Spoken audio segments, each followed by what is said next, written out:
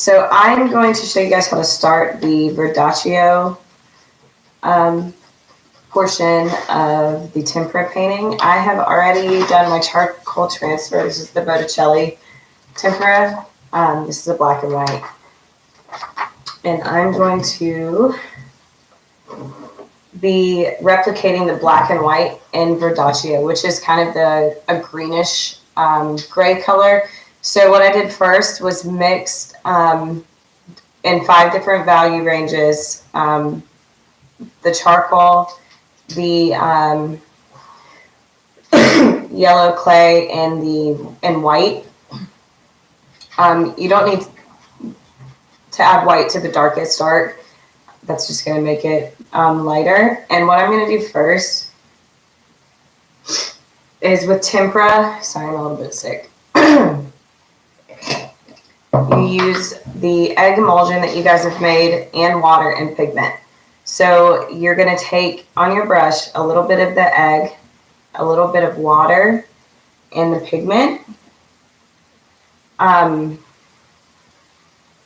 main thing, so I'm doing mine on Stonehenge, y'all's is going to be on the gesso board. The main thing with tempera is that once you lay a stroke of paint down, you cannot go back over it.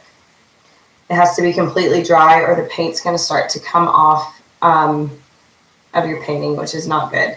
But I'm going to kind of just do a little bit deeper of an outline where I have my charcoal in case I start to lose that with the drawing or the painting. Yeah. And you guys really just need to do this for the main parts. And it's really tough for me not to go back over what I've already done. I think that that's the way that I typically paint. And with this, again, the larger the printed images, the easier it's going to be for you guys to get these tiny little details. I'm using a fairly small brush.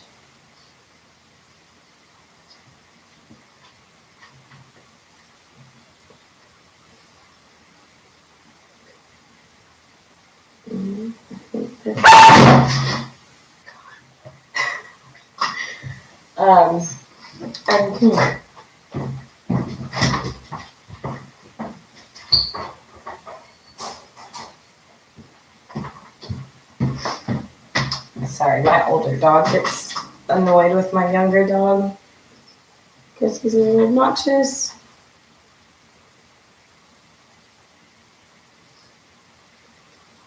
Once you guys have like just some of these main lines down, you're free to go back in with the dark to light value ranges. So when we do, so this is the first week, is the Verdaccio color range, and it's just to build up the values of the paint. This is what I have right now, just some of the main line work. And then you're going to put color on top of the Verdaccio, which I'll discuss with you guys later. I'm going to start with like a medium tone of the face. I like to start in the middle and work down and up from there. And it is a green color.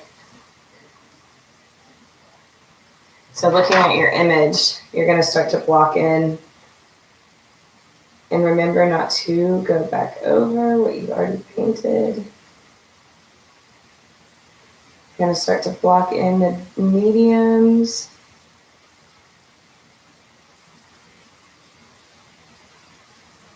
And it's okay that this is green. It's not going to be green forever.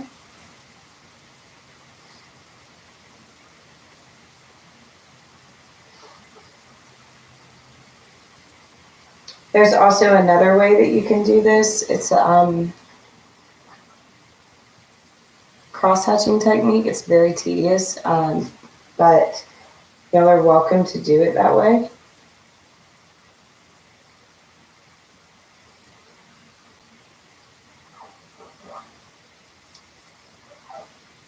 And you don't want to have a lot of water on your brush. try to keep it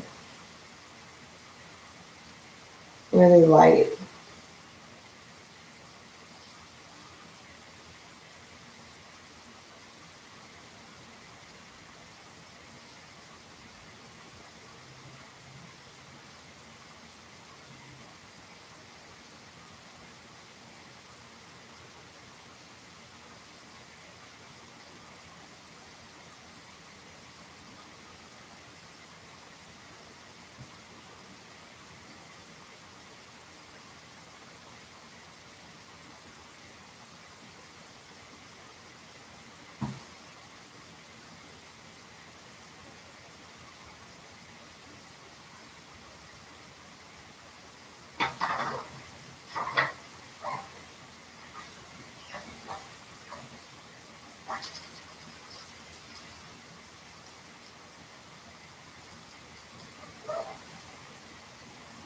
Mm-hmm.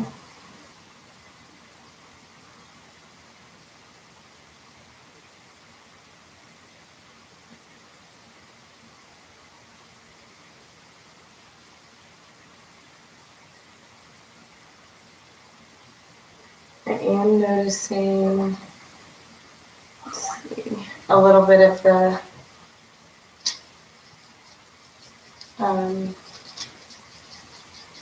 pigment not being quite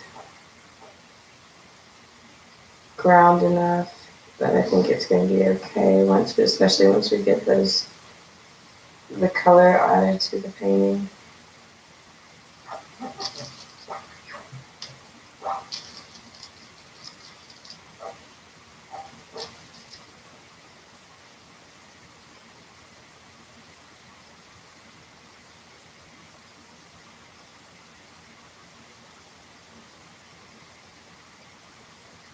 I think that it would also be okay to,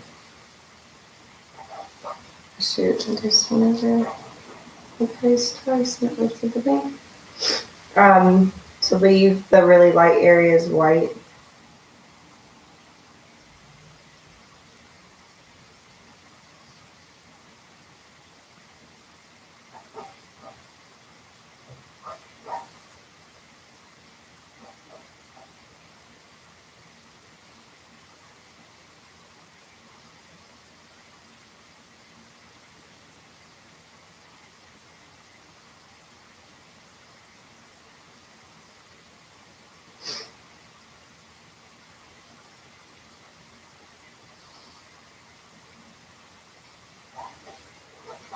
And don't forget to keep going back in for that yolk.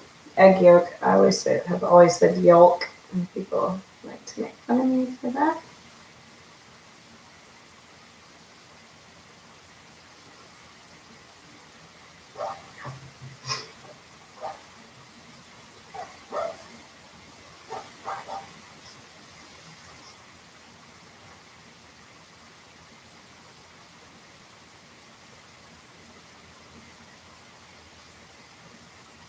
Once an area is dry, you can go back over it, but you have to be 100% sure that it is.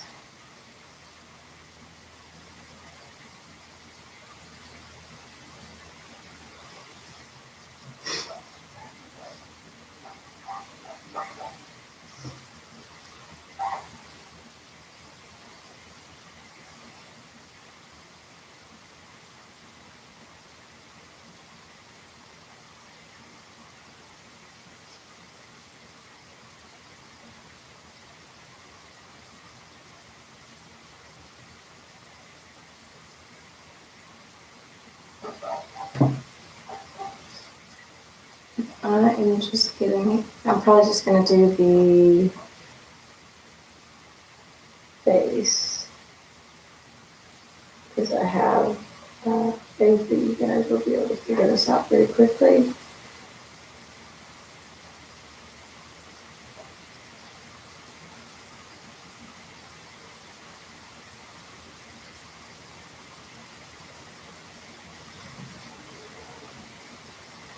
And going through this,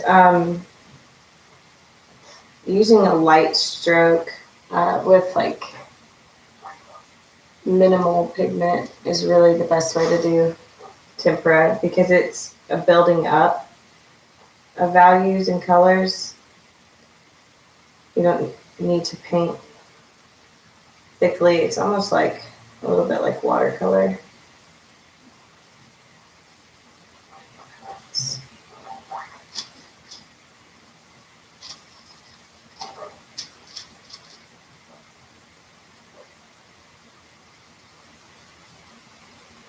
You just take your time.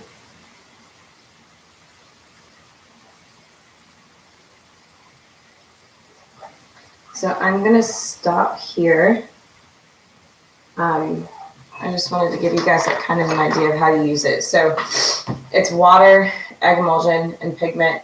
And I've already got, when I made the pigment, I added a little bit of water to each of the piles so that I could, blend it together because it's multiple pigment colors. So you could see me dipping. This is the emulsion, just a little bit, and then getting a little bit of the pigment and water that's combined, and then just doing one stroke at a time. This is what I have for mine, and then next week we're going to go back over it in color, but finish your whole piece. Do the entire piece in the Verdaccio. And I think that honestly, I needed a little bit of a darker, like there could be some darker darks around this side of her face. But that's the idea. And I just kind of wanted to give you guys the idea of what we're doing.